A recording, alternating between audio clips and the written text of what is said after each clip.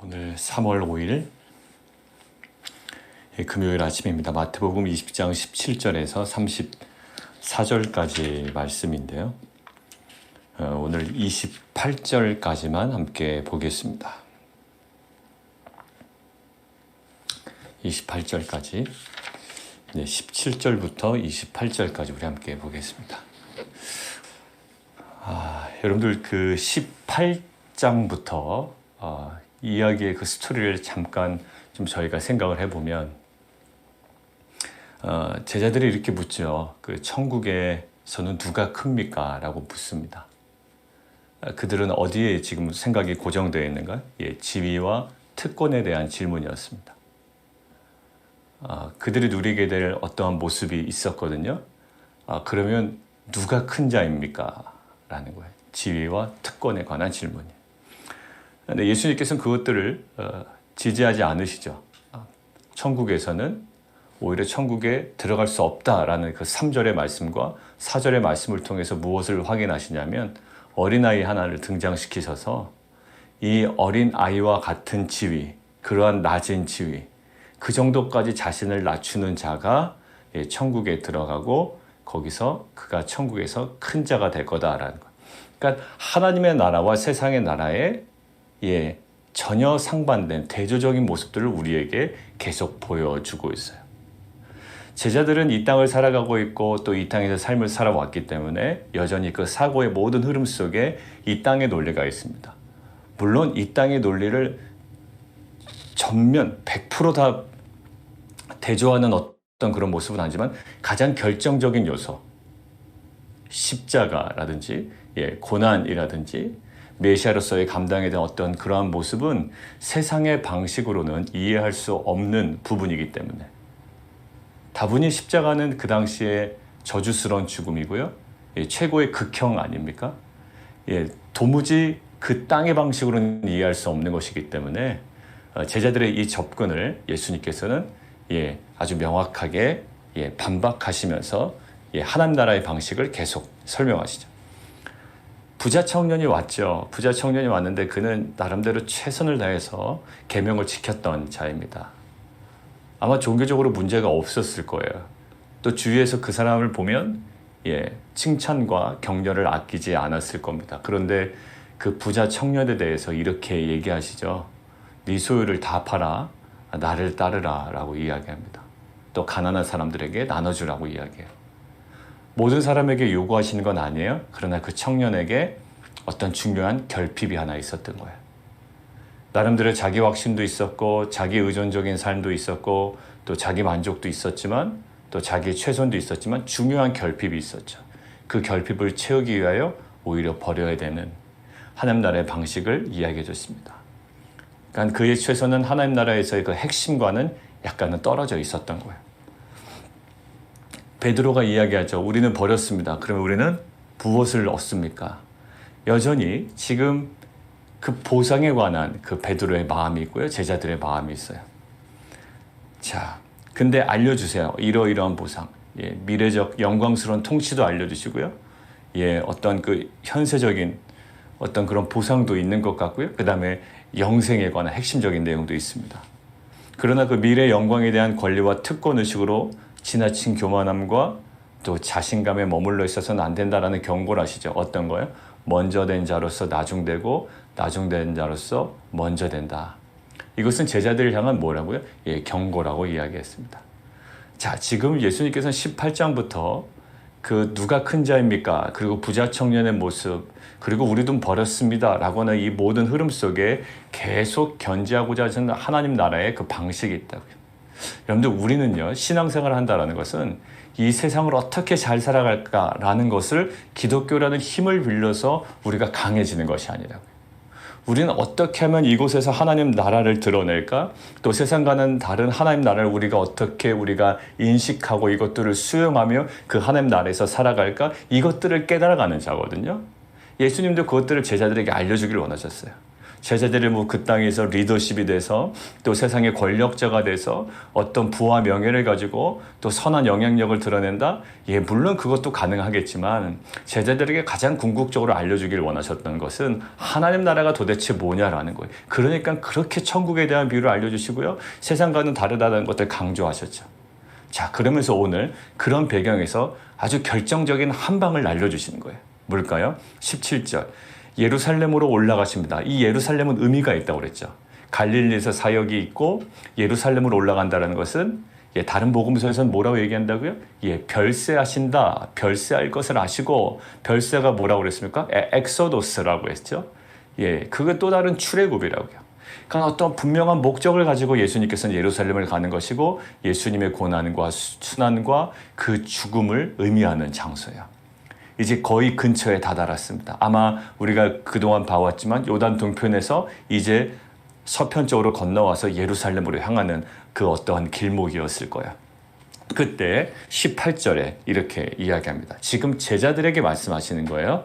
12제자를 따로 데리시고 길에서 이르십니다. 17절이요. 근데 18절 보십시오. 보라 우리가 예루살렘으로 올라가노니 예루살렘이라는 상징성이 있죠. 여러분들 예루살렘에 대해서도 제자들과 예수의 마음은 완전 다른 거예요. 자, 예루살렘으로 올라간다. 얼마나 좋아요? 마음이 들떠 있을 겁니다. 제자들의 마음은 어떤 마음이 있을까요? 그래, 예루살렘 올라간다. 드디어 메시아로 등극한다. 환영을 받겠지. 높임을 받겠지. 우리도 어느 위치에 올라가겠지라는 기대감. 그동안의 이 수모와 어려움과 고생이 한순간에 날아가겠지. 뭐 여러 가지 생각이 많이 들 겁니다. 그런데 예수님께서는 이미 2차례 예고하신 것처럼 오늘 3번째 예고하십니다. 자, 18절 중반부부터 읽겠습니다.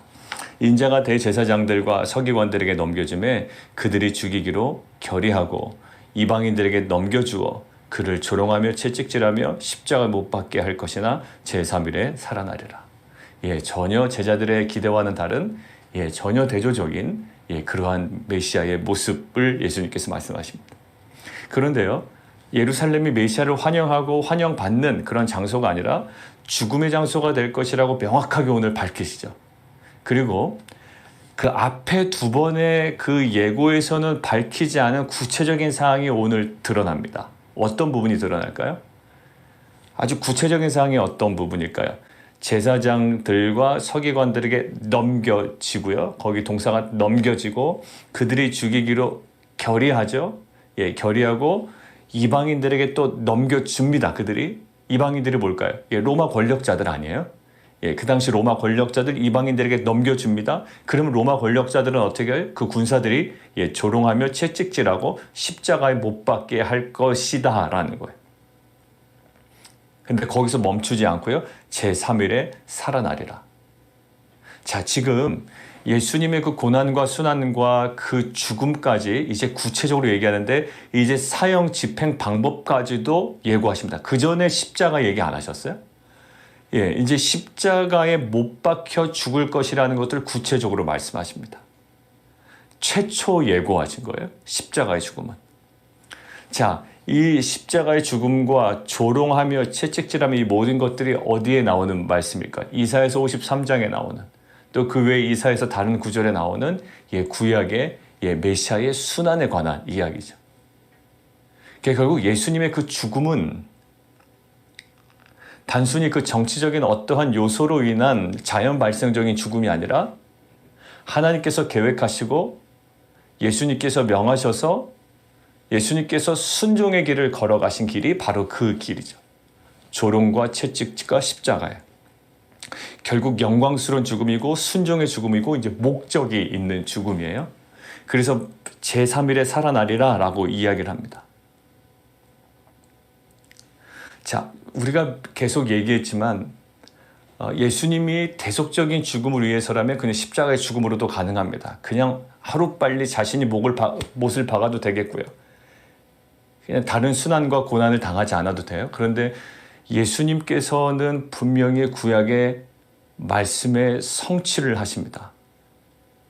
그 십자가에 달려 돌아가신 것뿐만 아니라 예루살렘에서 당하는 고난과 그리고 그 조롱과 그 채찍을 감당하셨어야만 돼요.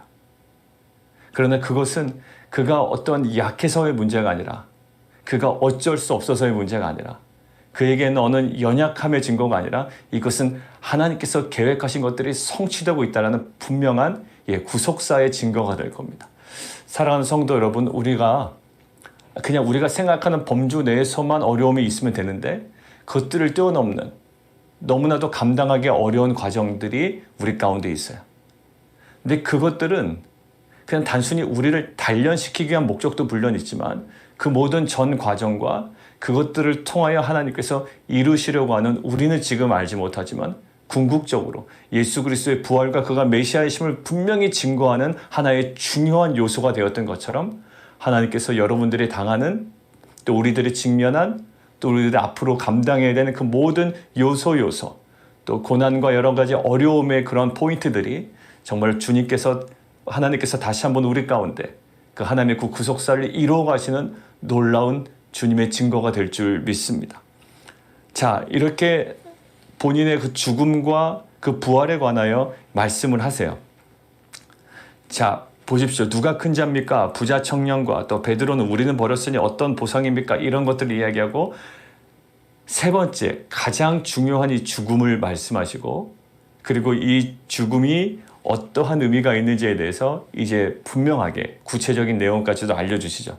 자, 그때에 20절 보세요. 그때에 세베대의 아들 어머니가 그 아들들을 데리고 예수께 와서 절하며 무엇을 구합니다. 자, 그때라는 것들이 좀 마음에 걸리죠. 지금 이렇게 예수님께서 본인의 그 순환과 고난과 죽음을 얘기하시는데 그때에서조차도 이렇게 그 죽음을 예고하시는 그 타이밍에서도 지금 그 세베대 아들 어머니가 아들을 데리고 옵니다. 그리고 무엇을 구하는데 21절 무엇을 원하느냐. 어머니가 얘기하죠. 두 아들을 주의 나라에서 하나는 주의 우편에 하나는 주의 좌편에 앉게 명하소서. 예수께서 이렇게 얘기하시죠. 너희는 너희가 구하는 것을 알지 못하는도다. 내가 마시려는 잔을 너희가 마실 수 있느냐. 이 잔은 예수님께서 마지막에 기도하실 때 이 잔을 내게서 할 수만 있거든 내게서 돌려주십시오 라고 할 때 그 잔은 어떤 것을 의미할까요? 고난과 죽음을 상징하는 거죠. 그러니까 제자들에게 물어보는 거예요. 그리고 16장에서도 계속 물어봤습니다. 뭐라고요? 나를 따라오려거든 자기를 부인하고 자기 십자가를 져야 된다라는 거예요. 계속적으로 예수님께서는 그 하나님 나라의 방식에 대해서 계속 얘기하셨고 그러한 기준에서의 제자도에 대해서 그들을 도전하셨습니다. 오늘도 좌편에 우편에 이런 얘기를 하고 있으니 참된 제자도의 그 핵심을 다시 한번 얘기해 주세요. 내가 마시려는 잔을 너희가 마실 수 있느냐? 그들이 말하되 할 수 있습니다. 이것이 얼마나 그들에게 너무나 단순한 대답이었는지는 나중에 26장 후반부에 가면 이제 드러나게 됩니다. 자, 23절 이르시되 너희가 과연 내 잔을 마시려니와 내 좌우편에 앉는 것은 내가 주는 것이 아니라 내 아버지께서 누구를 위하여 예배하셨든지 그들이 얻을 것이니라. 이 잔을 마시려니와 실제로 여기 그 세베대의 아들 야고보 요한인데 야고보는 어떻게 되죠? 사도행전에 우리가 보면 11장에 보면 야고보는 죽고 베드로는 살고 우리가 그 신약 하심탐사할 때 말씀 나눴죠. 동일하게 부르심을 받았지만 오히려 야고보는 죽음을 당하게 됩니다. 베드로는 오히려 이제 옥에서 막 탈출하게 하는 이런 일이 벌어지죠. 여러분들 그 야고보의 그 죽음, 결국 야고보의 그 어떤 마음, 그 지금 어머니가 얘기하는데 지금 야고보도 거기에 같이 함께 하고 있는 거예요. 그럼 제자들은 어땠나? 24절 제자가 듣고 두 형제에 대해서 분이 여긴다. 분이 여겼다는 말은 뭘까요? 본인들보다 앞서 나가서 그 일을 하고 있는 거예요. 그리고 본인들도 원하는 것들을 먼저 취할 수 있는 가능성이 있는 거죠. 여기는 마태도 들어있을 거고요. 다른 열제자니까 베드로도 들어있을 겁니다. 베드로도 여전히 분이 여기는 거예요. 왜 그럴까요? 왜 두 야고보, 요한, 이 세베대 아들들 그리고 어머니가 왜 이렇게 갑자기 등장? 어머니의 어떤 그 치맛바람, 세계 어느 나라가 안 그러겠습니까? 그런데 지금 예수님께서 바로 직전에 베드로에게 말씀하신 게 있어요. 먼저 된 자가 나중되고 나중된 자가 먼저 된다. 이걸 얘기를 들으니 가만히 들어보니 베드로가 뭔가 탈락한 기분이 든단 말이야. 옆에 있는 제자들 입장에서는. 여러분들 우리가 이것을 굉장히 그 의미 있는 어떤 의미를 부여하지만 제자들의 마음속에는 그 수준으로 계속 마음이 움직이고 있다라는 거예요. 자, 베드로가 누가 더 큽니까? 제자들이 물어봤고 우리가 많이 버렸는데 우리가 무엇을 얻겠습니까? 예수님이 대답하시면서 베드로에게 뭐라고 그러시죠? 예, 그리고 어제 그 스토리를 통하여 먼저 된 자가 나중 되고 나중 된 자가 먼저 된 자. 제자들은 생각한 거예요. 특별히 야고보와 요한은. 아, 베드로는 이제 탈락했다.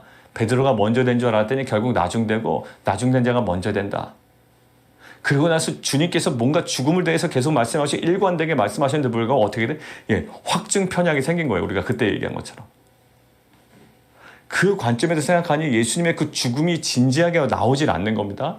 그리고 오히려 베드로가 오히려 밀려났다라고 생각이 되는 거예요. 예, 두 제자가 갑자기 그 틈을 여기서 들어갑니다. 예, 이게 세상의 방식이거든요. 여전히 세상의 방식이 머물러 있는 거예요. 근데 주님은 어디에 머물러 있냐면 주님은 계속 그 자신의 대속적 죽음에 대해서 집중하고 있어요.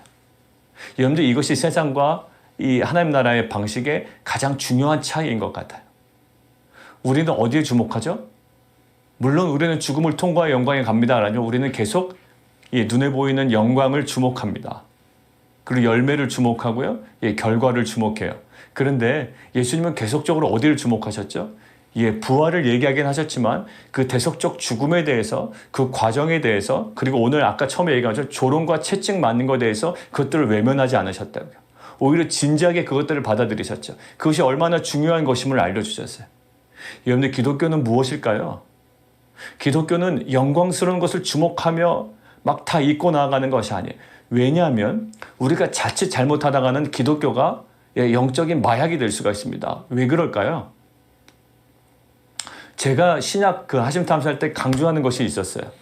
그 요한계시록에서. 뭐죠? 미래적 소망으로 현실의 고난을 감당해낸다라는 거예요. 근데 이게요, 이들에게도 사실 있었습니다. 근데 포인트가 달라요. 그러니까 좀 잘 전해야 되겠다라는 생각이 들었습니다. 오늘 보십시오. 22절. 너희가 마실 수 있느냐 나올 때 그들이 말하되 할 수 있습니다라는 거죠. 이들이 어떻게 대답을 했어요? 할 수 있습니다.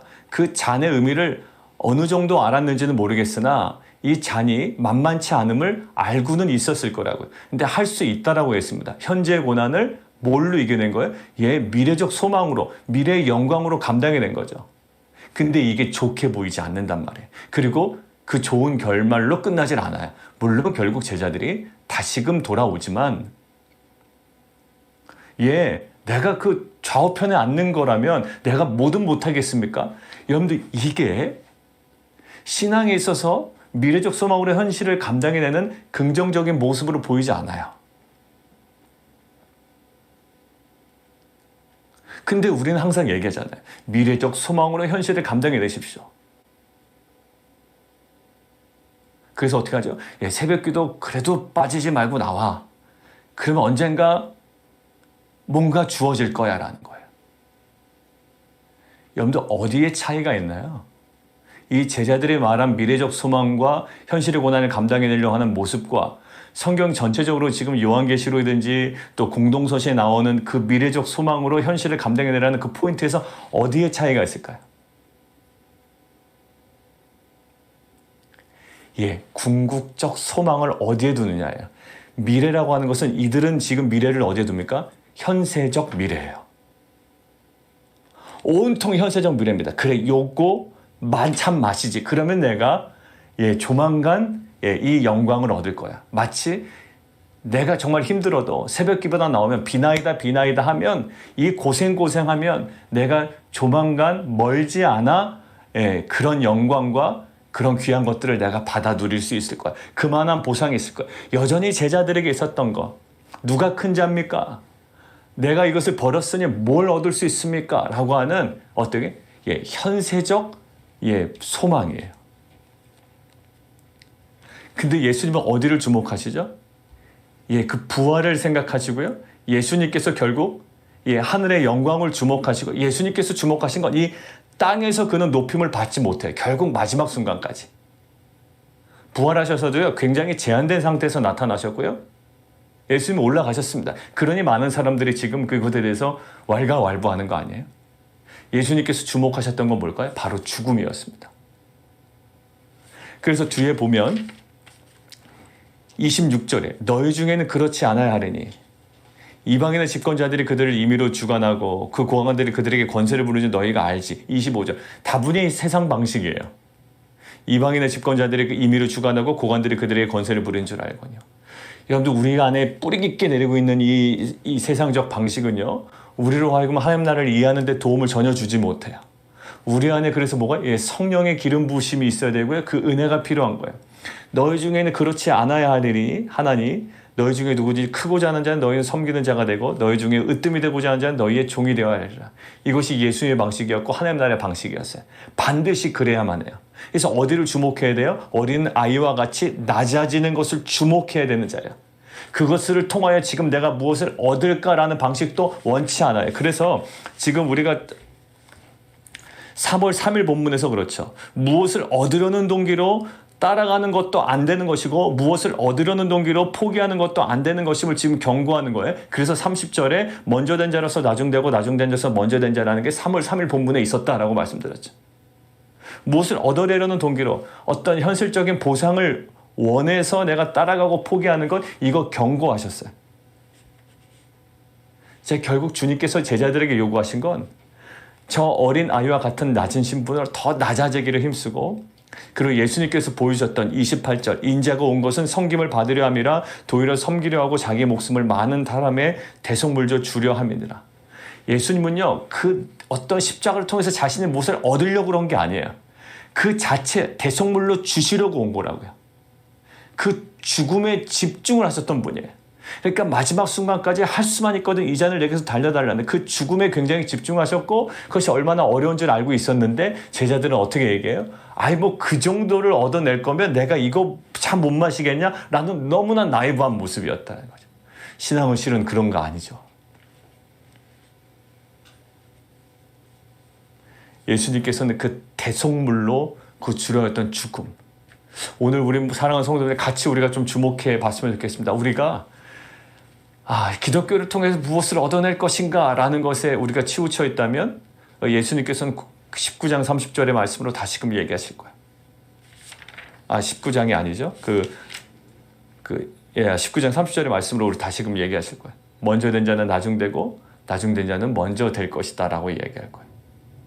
십자가를 통하여 우리가 얻어내려는 것이 목적이 아니라 우리에게 주어진 영광스러운 직분이 바로 십자가라는 거예요. 예수님께서 십자가를 통해서 본인 스스로 뭔가를 얻어내려서 하는 게 아니라 십자가를 통하여 이루시려고 하는 것들이죠. 우리는 십자가를 통해서 얻어내려고 하지만 예수님께서는 십자가를 통해서 이루시려고 하는 거예요. 그게 바로 대성물이 되시려고 하는 것이고요. 그래서 빌립보서에 이렇게 얘기합니다. 우리 함께 읽고 오늘 좀 마치도록 하겠습니다. 빌립보서 2장 5절인데요. 빌립보서 2장 너희 안에 이 마음을 품으라 곧 그리스도 예수의 마음이니 그는 근본 하나님의 본체시나 하나님과 동등됨을 취할 것으로 여기지 아니하시고 오히려 자기를 비워 종의 형체를 가지사 사람들과 같이 되셨고 사람의 모양으로 나타나사 자기를 낮추시고 죽기까지 복종하셨으니 곧 십자가에 죽으심이라. 이름으로 하나님이 그를 지극히 높여 모든 이름 위에 뛰어난 이름을 주사 하늘에 있는 자들과 땅에 있는 자들과 땅 아래에 있는 자들로 모든 무릎을 예수의 이름을 꿇게 하시고 모든 입으로 예수 그리스도를 주라 시인하여 하나님 아버지께 영광을 돌리게 하셨느니라. 예수님의 그 모습을 아주 고스란히 빌립보서에서는 사도 바울이 정리하고 있습니다. 결국 예수님의 그 영광스러운 모습, 예수님의 그 부활은 어디에 감춰져 있었죠? 종의 형체에 감춰져 있습니다. 정말 진정한 부활과 영광스러운 모습은요 어디에 감춰져 있었다고요? 종의 형체에 감춰져 있었다고요. 세상의 어떤 권력자의 모습에서 드러난 것이 아니라 철저한 종의 모습에서 그 부활과 영광이 드러나는 거예요. 여러분들 이것이 세상의 방식과 전혀 다른 겁니다. 우리는 남들과 비교해 어제도 얘기했지만 비교해서 정말 열등감을 느끼기도 하고 우월감을 느끼기도 해요. 그 정말로 못난 일이죠. 그렇지만 우리는 계속 비교하게 된다고요. 그러나 예수님은 어떤 비교에서 그 자리를 내려가신 것이 아니라 그 자체, 종의 형체에 남긴 그 영광스러운 그 부활의 능력을 알았던 거예요. 그리고 예수님은 우리를 또 초청하신다고요. 왜 그럴까요? 우리는 이 땅에서의 삶을 강화시키는 데 목적이 아니고요. 우리에게 주어질 그 천국에 대한 소망으로 살아가는 거예요. 이 땅에서 예수를 믿는다고 다 모든 것들이 형통한 삶을 살아가는 것이 아니라고요. 근데 제자들은 아직까지도 예수님의 그 죽음과 받으셔야 되는 그 잔을 그냥 이 땅에서 무엇인가를 누리기 위해서 지나가야 할 하나의 단순한 과정으로 생각했던 거예요. 아니에요. 예수님은 계속 그 죽음을 목적하셨고요. 죽음을 주목하셨어요. 여러분들 종의 형체의 부활과 영광이 감추어져 있듯이 오늘 우리의 삶 가운데 우리가 안고 있는 그 고난과 죽음과 그 십자가를 계속 주목했으면 좋겠습니다. 남들에게 눌린 것 같고 내어주는 것 같고 전적으로 우리가 주동적으로 우리가 무엇인가를 할 수 없는, 주도적으로 할 수 없는 피동적인 우리의 삶을 계속 주목하는 거죠. 나는 힘이 없고 능력이 없고 부족해서 사람들로부터 인정을 받지 못하고 내가 눌려 있어야 되지만 결국 예수님의 그 순환과 고난과 죽음과 종의 형체를 통하여 부활과 영광스러운 모습이 나타났듯이 우리는 어디에 주목할까요? 내가 당하는 그 자리에서, 내가 직면한 그 자리에서 주님과의 관계, 하나님과의 관계 속에 더욱더 그 죽음을 주목하고 십자가를 주목하는 거예요. 세상과 나는 관계없고 오직 구속한 주님만 보이고 그 안에 하나님께서 이루실 것들을 주목하는 거죠. 여러분들 요셉이 열등감에 빠지기 굉장히 쉬웠을 거예요. 왜? 형들로부터 버림받았다는 열등감, 그리고 잘 살아보려고 노력하고 거룩하게 살아보려고 했지만 모함을 받아서 또한 그 감옥에 갈 수밖에 없는 거룩함, 뭔가 자신이 해보려고 했지만 아무것도 되지 않냐고 오히려 거꾸로 사는 그 거룩함. 그러나 그 요셉은 그 감옥 안에서 그 고난 가운데 거기서 계속 무엇인가를 집중했을 거라고요. 결국 하나님께서 그 모든 것들을 통하여 요셉을 물론 높이시기도 했지만 결국 많은 백성의 생명을 구원하시려고 하는 하나님의 놀라운 구속의 역사는 그 요셉의 그 치열했던, 그 어려웠던 그 조롱과 고난과 뭔가 그 막힘 속에서 하나님의 역사는 진행이 되었습니다. 오늘 우리가 너무나도 그 많은 것들을 미래적 소망에 두고 또 현세적인 소망에 두고 우리가 이 모든 것들을 감당해내는 것이 아니라 이제는 현세적인 소망이 아니라 더 궁극적인 소망들을 복음 안에서 발견해내는 귀한 공동체가 되었으면 좋겠습니다. 가시적인 우리가 붙잡을 수 있는 소망이 아니라 또 다른 현세적인 것들을 가리는 것이 아니라 정말 궁극적인 소망이 우리 가운데 다시 한번 뜨겁게 회복이 되어지는 귀한 역사가 있기를 원해요. 어떤 것으로도 대신할 수 없는 이 땅의 소유를 다 팔아 그것들을 기쁨으로 가지고 살아갈 수 있는 귀한 공동체, 그러한 그 죽음 가운데서도 생명과 부활과 그 영광을 바라보는 복된 공동체가 되기를 원합니다. 함께 기도하겠습니다. 오늘 예수님께서는 이 제자들에게 마지막 세 번째 결정적인 그 죽음과 그 순환과 또 십자가의 죽음을 구체적으로 말씀하시죠. 그러나 그때에도 여전히 세상의 방식의 어떤 접근 방법을 버리질 못합니다. 또 제자들도 동조합니다. 두 제자들뿐만 아니라 또 그것들을 향하여 분이 여겼다. 그들 안에도 동일한 마음이 있었던 겁니다. 그래서 주님께서는 계속적으로 말씀하십니다. 하나님 나라의 방식은 다르다. 주님께서 그 죽음을 주목하시고 그 죽음 가운데 감추어진 종의 형체에 감추어진 그 부활과 영광을 얘기하셨던 것처럼 제자들도 물론 미래적 소망으로 현실을 감당해내겠습니다. 잔을 마시겠습니다 했지만 그들의 소망은 여전히 현세적이었습니다. 그러나 주님은 그 궁극적인 부활과 영생을 우리에게 허락하시고요. 그만큼 분명한 목적과 그 순종의 걸음을 걸어가셨던 것. 하나님 우리 가운데도 이 궁극적 소망으로 오늘 하루의 삶을, 하나님 그 순종의 삶을, 그 십자가의 삶을 우리가 살아갈 수 있는 공동체에게 도와주옵소서. 너무나 하나님 우리의 세상적 루틴에 빠져 우리에게 무감각해진 우리의 영성이 다시 한번 주의 말씀과 성령으로 말미암아 뜨겁게 되고 회복되어가는 귀한 하루 되게 도와주옵소서. 함께 기도하며 나가도록 하겠습니다.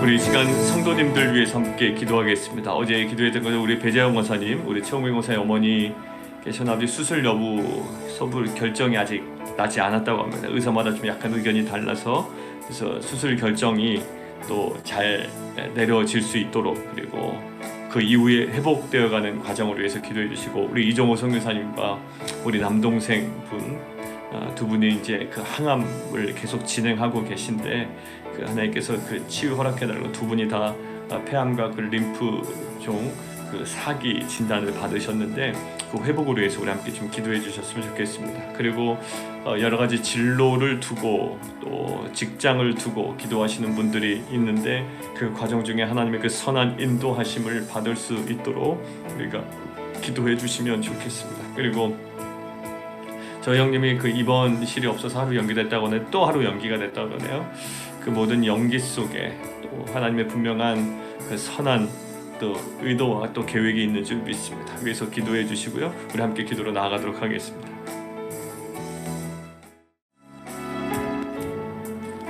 하나님, 오늘 우리에게 주어진 그 삶, 그 하루의 삶 가운데 철저하게 주님께서 걸어가셨던 그 자신을 낮추고 또 오히려 우리 가운데 그 섬김의 낮아짐이 우리 모든 성도들의 삶 가운데 회복되게 도와주옵소서.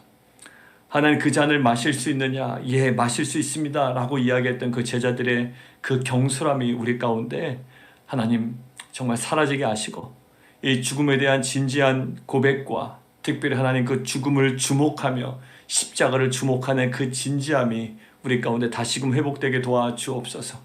하나님, 우리가 감당할 수 없는 그 길이지만 하나님 그 이미 걸어가신 그 주님을 주목하며 또 주님을 의지하여 한 걸음 한 걸음 정말 하나님 기도와 간구로 내딛는 우리 성도들의 삶 가운데 주님 때마다 위로하시고 또 격려하시고 또 감당할 수 있는 힘과 능력 허락하여 주셔서 그 모든 삶을 통해 주님께서 이루시려고 하는 하나님의 그 놀라운 구속의 역사가 성취되어지는 귀한 공동체 될 수 있도록 인도하여 주옵소서.